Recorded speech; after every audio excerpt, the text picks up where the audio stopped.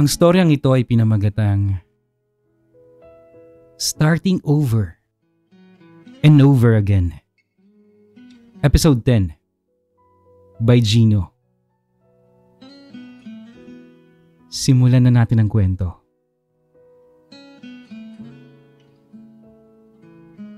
Oh mahal, huwag ka munang lumapit sa akin.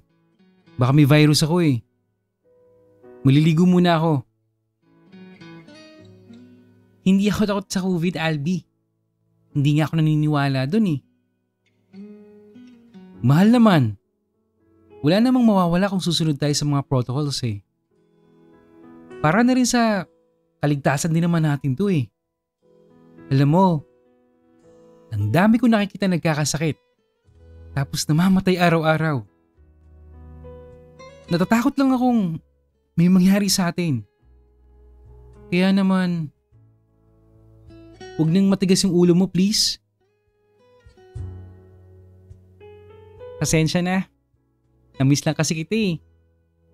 Sobrang bored ko na dito sa bahay. May ilang araw pa bago bumalik yung operations namin. Alam mo, gusto ko na magtrabaho ulit. Sus, gusto mo lang yata maglabing-labing tayo eh. Halika nga dito.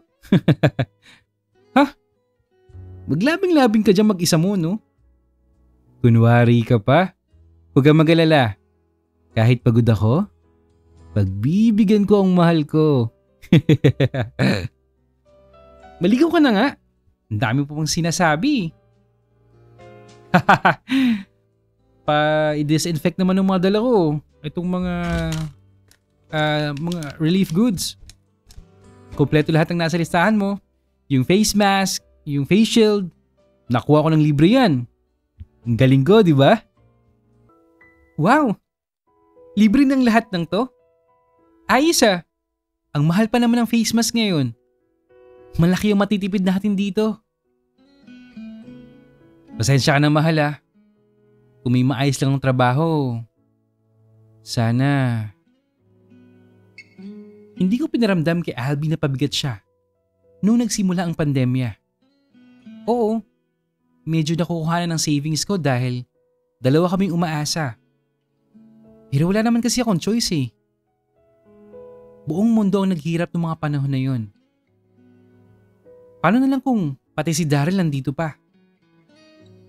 Ay, kahit papano, nairaos namin ang bawat araw. Malaking kabawasan ng magsarado pansamantala ang trabaho ko. Kaya ang laking pasasalamat ko na hindi ganoon nagtagal ang pagiging tambay ko. Dahil na rin sa diskarte ng kumpanya. Ang maganda pa doon, may libreng van na sumusundo sa amin. Naghahatid pa uwi at may libreng pagkain pa. Mabuti na lang talaga. Naging masinop ako sa pera. At merong naitabing konti bago pa man umuso yung COVID. Matapos kami maghapunan ni Albi, nagligpit na ako ng panagkainan namin. Mahal? Mahal ko. Bulong ni Albi habang nakayakap sa likod ko. At ako naman ay naguhugas ng plato. Ano to Albi? Sinasadya mo talagang iparamdam yan sa likod ko, no? Ikaw talaga? Tinitigasan kasi ako sa housewife ko eh. Baka naman, pwede ngayon? Ha? Ayaw mo nga lumapit ako sa iyo kanina eh. Ang arte mo pa nga. Nilalambing na nga kita ngayon, di ba? Sige na. Mamaya na yan. Makapaghintay pa yung mga hugasin. Pero, itong nararamdaman ko, hindi na makapag-antay sa'yo. Sandali lang mahal. Kakatapos lang natin kumain eh. Tsaka patapusin mo muna ako maghugas dito. Ano yung sinabi mo? Ulitin mo nga. Ang sarap sa tenga eh. Ha? Alin dun? Sabi ko lang naman sandali lang mahal ah. Ayun! First time mo akong tinawag na mahal. Pagkatapos ng mahabang panahon. Grabe. Para akong lilipad. Ang sarap pakinggan, Gino. Ah, hindi ko naman kailangan laging sabihin sa'yo yun eh. Pinaparamdam ko naman sa'yo araw-araw.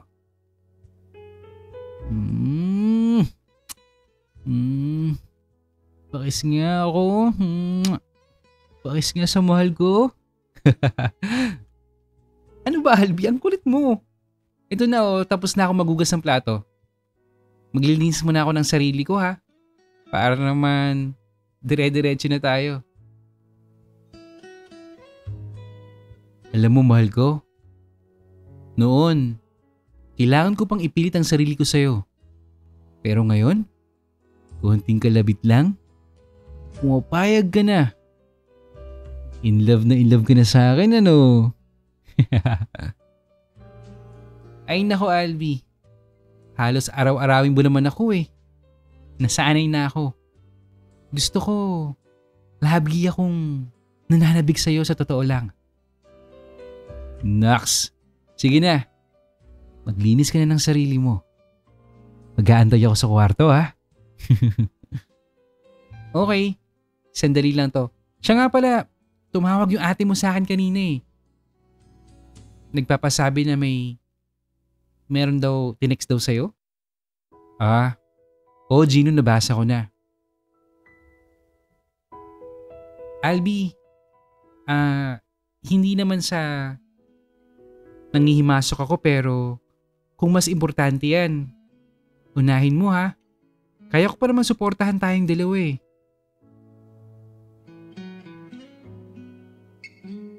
Guys, skip muna natin yung lovemaking ha. Alam niyo naman si YouTube eh. Balik tayo sa kwento ni Gino. Mahal, salamat ha. Nireplyan ko na si ate na magpapadala ako ng pera sa kanya bukas. Para sana sa atin to eh. Konti lang naman yung nakuha kong allowance sa pag-volunteer. Naku Albi, walang problema. Mahirap ang panahon ngayon. Baka kailangan ng ate mo. Oo mahal, hindi naman lagi nang hingi ang ate ko eh. Tala mo naman na yung sitwasyon doon. Tapos, bigla pa nag-pandemic. Kita mo yan? Kung kulang Albi magsabi ka okay? Willing naman ako magdagdag eh. Huwag na mahal, sakto na yung papadala ko sa kanya bukas. Ano? Gusto mo pa ba? Lubos-lubusin na natin tong pananabik mo sa akin oh. Matulog ka na nga. Maaga ka pa bukas. Teka, anong gusto mong baunin para ma-prepare ko? Kahit ano. Basta luto mo. Magugustuhan ko yan. Sana matapos na to, no? Gusto ko na makapagtrabaho ng maayos eh. Gino, pag umukay ng lahat, gusto ko sana umuwi muna sa atin. Sama ka ha? Hindi na muna ako mangangako, Albi. Gusto ko rin makapiling muli yung pamilya ko pero nasa Maynila kasi sila eh.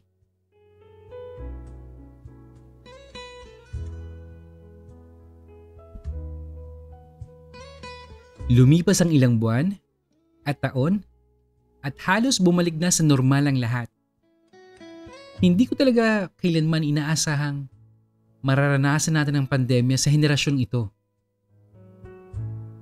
Nakapagtrabaho ng sandali si Albi at nakapag-ipon ng kaunti. Nakabalik na rin si Daryl ang pamilya niya sa city. Okay na sana ang lahat eh. Ako na lang siguro yung hindi.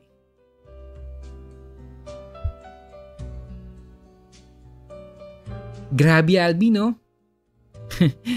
Ito na naman tayo. Naulit na naman. Na-impake mo na ba yung lahat? Siguraduhin mong wala kang nakalimutan ha? Dahil ang layo ng Cebu sa Mindanao. Habang naghahabilin ako kay Albi ay pilit kong ngumingiti at tumatawa. Hindi ko talaga mapigilang umiyak. Nasaktan ako dahil sa dami ba namang beses namin nagkalayo? Bumalik sa umpisa, naulit ng naulit. Ngayon, nararamdaman kong hindi na kami magkikitang muli. At ito na ang katapusan ng aming kwento. Sumama ka na lang kasi sa akin, mahal. Hindi pwede. Alam mo naman kung ano yung mga plano ko sa buhay. Pero, parte pa rin ba ako ng mga plano mo, Gino? Depende. Nasa sa'yo yan, Albi. Kung gusto mo pa rin maging parte ng buhay ko. Kaya mo ba akong antayin? Pangako babalik ako. Okay. Kung babalik ka, magsabi ka ha. Huwag yung pro-sorpresa. Oo. Pangako. Sige, aalis na ako, Gino. Paalam, mahal ko. Paalam.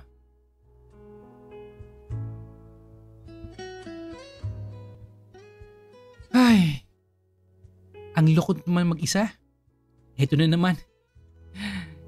Ganito talaga siguro ang kapalaran ng mga katulad natin, Gwen, ano? May tama ka. Pero, wag mo na lang isipin yun, friend. Itagay na lang natin yan. Ito chat mo na. Sumama ka kasi sa mga gala ko minsan.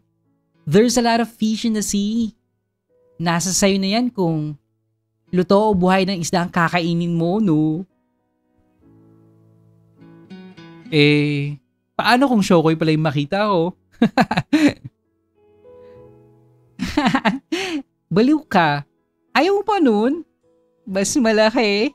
Mas masaya. May iba nga pala tayo, Gwen. Naalala mo ba yung sinabi mo nung nakaraan? Yung trabaho sa Manila? Mukhang papanahon na kasi. Masyadong matagal mula nung huli kong nakita yung mga kapatid ko. Ay nako, susuportahan kita dyan sa plano mong yan, friend. Ito, isasend ko sa iyo yung link ha. Applyan mo na kaagad. Sobrang qualified ka dyan. Kung pwede nga lang sana ako eh. Kaso, ayoko rin ng malayo sa pamilya ko. Sige, titingnan ko. Salamat, Gwen ha. Ano ka ba? Sino pa ba magtutulungan kundi tayo-tayo lang din, di ba? Hindi na ba talaga kayo ni Albi nag-uusap? Huli kong balita namatay daw sa COVID yung asawa ng ate niya eh. Pati yung isang anak nila. Nakakalungkot, no? Ay, kaya siguro hindi siya makabalik dito, no? Kailangan siguro ng kapatid niya ng moral support. Yung isa, yung may asawa at anak? Daryl ba pangalan noon? Oo. Nandito lang naman siya. Malapit lang pero madalang na rin kami mag-usap eh. Alam ko na, friend. Mag-beach na lang tayo. May sasakyan naman ako eh. Pwede tayo mag-road trip. Mag-overnight. O gumala kahit saan mo gusto. Basta hati tayo sa gasolina ha. Sige ba? Kailan ba to? Tamang-tama. Marami pa ako natitirang leave eh. Dun sa may lugar sa bagay sa'yo, sa Camp Sawi. Joke lang. Pero baka gusto mo itry yung Camp Sawi. Gusto ko dun. Sige. Ang tagal ko nang hindi nakakabalik dun eh. Taga dun ka pala? Naman, isa akong tunay na island girl, no? Island girl? Sa gabi? Paano sa umaga? Mangingisda, friend. Mangingisda ako sa umaga. Pero wag ka ha. Marangal na trabaho yan tsaka madaming poging fisherman. Kung di sa isda ang mahanap mo, sa manging isda ka na lang. Eto friend, punta tayo dito sa ruins. Tapos dito, at saka dito, tapos dito, basta puntahan natin lahat. Itutour kita, promise. Sige. Excited na ako. Mag-file na ako ng leave Idudugtong ko na lang sa rest day ko. Perfect! Tamang-tama. Umuwi muna din ako. Itataon ko na lang sa leave mo para happy tayo. Yes! Sa wakas, makapag-vacation ako ulit. Ready na ako, Gwen. Ikaw ba? Ready ka na ba? Of course. Kanina pa. Ikaw nga tong matagal eh. Nakailang balik ka na ba sa apartment mo? At ilang beses mo bang titingnan kung natanggal mo na ba yung mga naka-plug? Friend, baka gusto mong tingnan ulit. Oo, last na yun. Nanigurado lang. Enough ko nga yung main power supply eh. Para sigurado. Ang cute mo, Gino. Alam mo ba yun? Hala, ikaw Walang talaw-talaw, Gwen. Pareho lang naman tayong pinaglihi sa halamang dagat eh. Sira ka talaga, friend. Dagat na tayo? G na? G! Sige! Salamat Buti na lang. May sasakyan ka at di na tayo mahihirapang mag-commute. Pwede bang isakay ito ng barko? Oo naman. Pero, mahal kasi yun eh. Iiwan ko lang dun sa may pier malapit. May kakilala kasi ako doon. Sige. Baka naman pwede tayong kumain ng lechon. Tapos, chicharon. Dun sa may sikat na lugar. Ay naku friend. Magsulo ka. Hindi tayo dadaan dun no? Ano ka ba? Sa kabilang side yung ruta natin. Sayang naman. Di ba hali? Maraming sariwang seafood sa amin. Kumain ka hanggang sa kaya mo. Akong bahala sa'yo. Naku Gwen Asahan ko yan Oo, promise. Ay friend, daanan muna natin yung kaibigan ko ha. Along the way lang naman eh. Okay. Gusto mo ba lumipat ako sa likod? Huwag na. Hayaan mo siyang mag-adjust. Pero, teka lang. Kaibigan ba talaga o kaibigan? Friend ko lang yun. Ano ka ba? Hindi ako mahilig sa mga bisexual, no? Baka ikaw magustuhan mo. Nako, mahirap yan. Alam mo namang may plano akong umalis eh.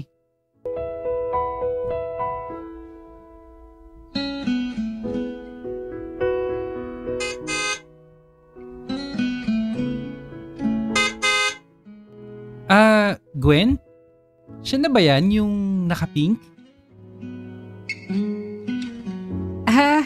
Oo. Ang pogi no? Bagay kayo Gino. Hala, uy. Love team. Uy, huwag kang ganyan Gwen. Nakakahiya. Hello po. Ang bango niyo naman po. Pagbati ko sa kaibigan ni Gwen nang makapasok sa sasakyan. Sa sobrang bango niya, natalo pati ang car freshener. Amoy mayaman. Tapos, ang pogi niya. Hindi gaanang maputi. Sakto lang. May pagka-Adonis ang itsura. Bakat sa maninipis niyang t-shirt ang medyo maskulado niyang katawan. Hi, Marco nga pala. You're Gino, right? Opo. Gusto mo ng chips? Sige, Gino, later na lang. Hay, ang init sa labas no? Gwen, patapat naman ng AC oh. Banda rito please. Demanding ha? Nakikisakay na nga lang eh. By the way Marco, mabait tong si Gino at single ah. Ay, Gino and Marco. Huy, huwag kang ganyan Gwen. Sorry. Sorry po. Sir, opo. Mabait ako. At yes, I'm single. Ako din Gino. Single pero hindi ako mabait eh. Okay lang ba? Uy, Gino, namumula ka na ha. Tinatanong ko. Sumagot ka. Pati ka sa mga sagot, friend. Opo. I guess so. Okay lang. Halos ipasok ko na yung mukha ko sa supot ng chips sa hiya. Ito kasing si Gwen eh. Ang lakas mang trip. Guys, may dadaanan pa ba tayo? May iba pa bang sasama?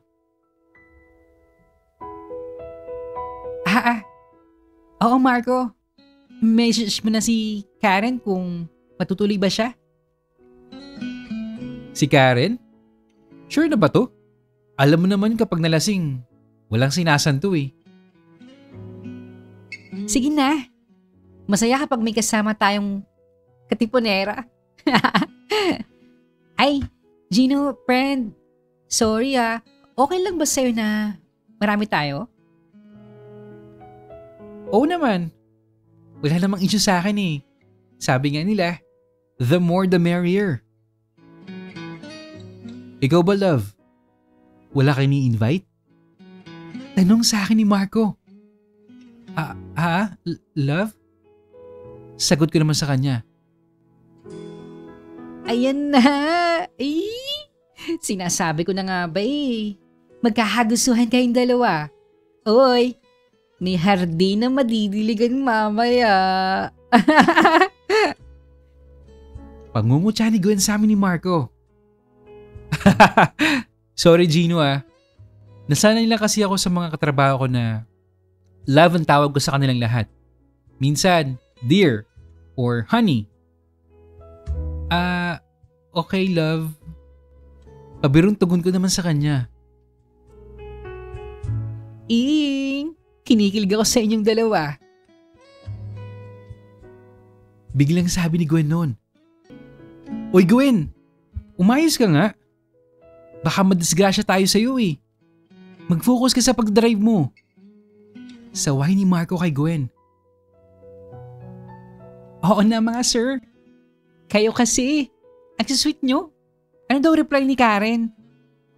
Nada. Wala. Baka hindi sasama.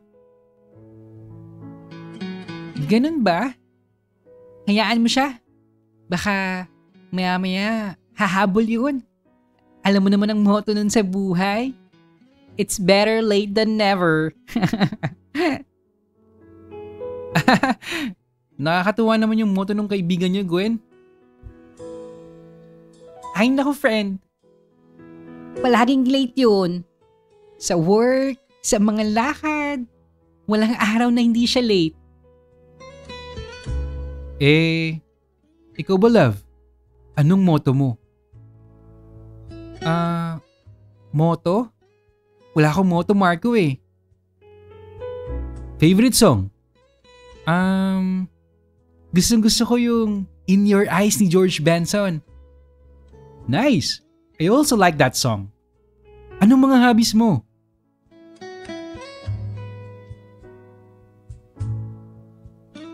Nakarating na lang kami sa Hagnaya Port. Hindi pa rin tumitigil kakatanong si Marco. Tungkol sa kung ano yung mga gusto ko at hindi ko gusto sa buhay. Pati horoscope at mga bituin. Napag-usapan na rin namin.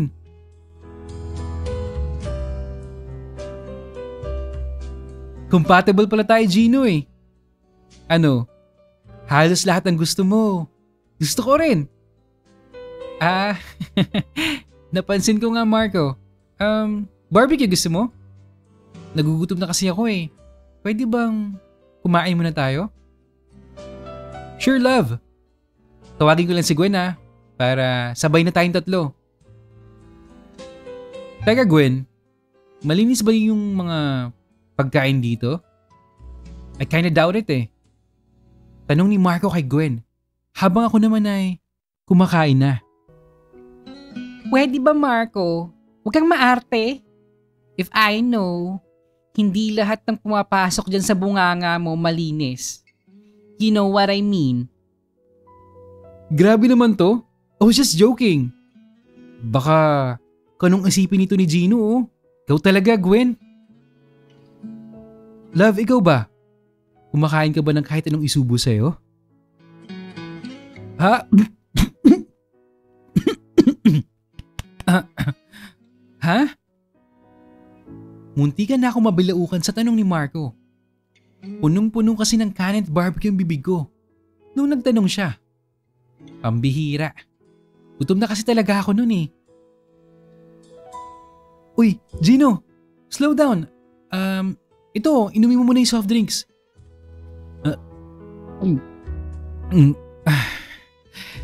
Sorry.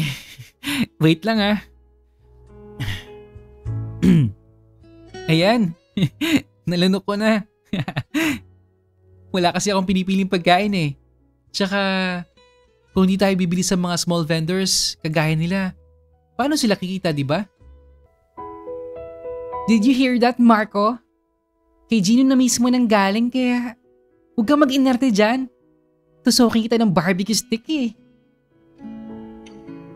I think I love you na, Gino. This is so perfect. Masyadong swak yung way of thinking natin.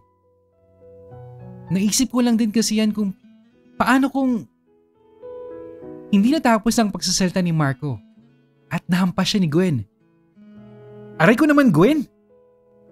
Violence, please. Let's end violence on Earth, my friend. Napakabalimbing mo kasi. Kanina lang, nandidiri ka tapos all of a sudden, supporter ka na ng mga small businesses? Bilisan na natin, Gwen, Marco. Mukhang nagsisimula ng pumila yung mga tao eh. Baka mapag-iwanan na tayo. Ay, hala sige. Let's go, beaches! Bantayan Island, my hometown. Here we come! Sigaw ni Gwen na naging hudyat na nagsimula na ang aming long overdue na bakasyon.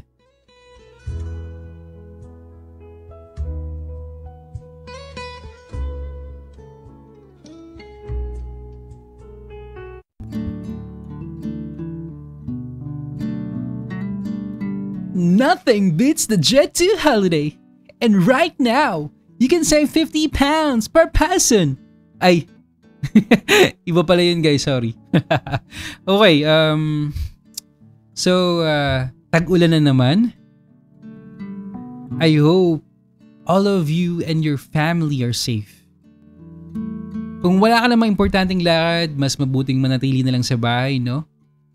At kung lalabas man, huwag kalimutang magdala ng payong, mag-jacket, at maging maingat sa daan.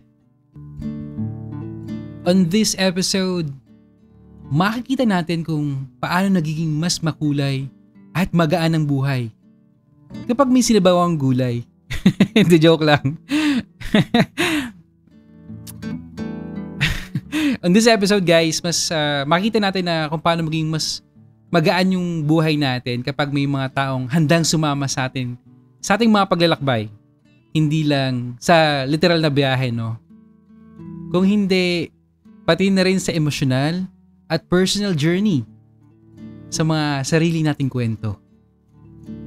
Yung kalungkutan, hindi naman kailangang harapin mag-isa eh. Minsan, sapat na yung isang kaibigan, yung gaya ni Gwen, yung masayahin, totoo, at laging game para iangat ka mula sa lungkot. Pero guys, medyo mahirap lang magboses ng iba, no? Pag babae o kaya trans. Kaya pagpasensyahan nyo na. Lalong umiinit yung chemistry ni na Gino at Marco eh. Ito na nga ba? Ito na nga ba ang simula ng isang unexpected romance? Grabe, Gino. Nagbakasyon lang magkakajowa na. Sana all. O baka naman may bigla ang twist na darating. May darating pa kayang bagong karakter. Nagugulo sa dynamics nila? Sino nga bang makakatuluyan ni Gino? Babalik pa kaya si Albie, si Daryl sa buhay niya? Abangan ang mga susunod na episode ng kanilang kwento, kung saan ang gala, tuksuhan, at ang pusong handang magmahalay muling magtatagpo sa isang isla ng pag-asa.